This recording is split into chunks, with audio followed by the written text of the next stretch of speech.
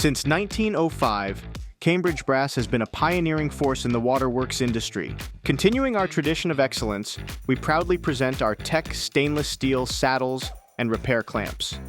The saddle manufacturing process begins with precision-cut sheets of 18 to 20 gauge steel. Laser etching marks each piece with essential details before they undergo shaping in a forming press, which creates the boss outlet and initial bend. Next, the saddles are secured in a robotic welder, where the boss outlet is sealed and finger and stud brackets are attached to the band. Separately, studs and fingers are crafted in a dedicated robotic cell, ensuring precise welding to the brackets. After welding, thorough brushing and a passivation bath eliminate any mineral residue from the welds, safeguarding the stainless steel against rust and corrosion. Units then undergo rinsing in purified water and inspection by a 4-camera system, which checks weld integrity and detects imperfections.